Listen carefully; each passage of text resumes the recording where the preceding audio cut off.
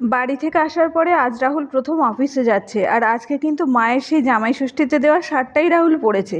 বেশ ভালোই লাগছে, তাই না? ওর চা খেয়ে অফিসে বেরিয়ে গেল। আর আজকে সকাল থেকেও আকাশটা বেশ মেঘলা। তো ও চলে যাওয়ার পরে আমি আজকে শ্যাম্পু করে নিলাম। দুদিন ধরে ভাবছি শ্যাম্পু করব, কিন্তু বৃষ্টির কারণে করা হচ্ছিল না। তো শ্যাম্পু করে আগে বসলাম চুলটা শোকাতে, কারণ বাইরে যেহেতু রোদ নেই, তো চুল শোকাতে বেশ খানিকটা সময় তো লাগবেই। আর এইসব করার পরে দুপুরে রান্না বান্না করে নিয়েছিলাম আজকে সকালেই, কারণ রাহুল বেরিয়ে যাওয়ার পরে অনেক কাজ ছিল আজকে ঘর গোছানোর জন্য। দুপুরবেলাতে রান্না করেছিলাম পটল, আলু আর বড়ি দিয়ে মাছের ঝোল আর ভাত, আর অন্য কিছুই করিনি। আর রাত্রেবেলার জন্য করেছিলাম গোবিন্দভোগ চাল আর মুগ ডাল দিয়ে খিচুড়ি আর পটল ভাজা। তো আজকের ভিডিওটা কেমন লাগলো অবশ্যই জানিও। আর আমার মতো খিচুড়ি খেতে তোমরা কে কে ভালোবাসো সেটাও কিন্তু কমেন্টে জানিও।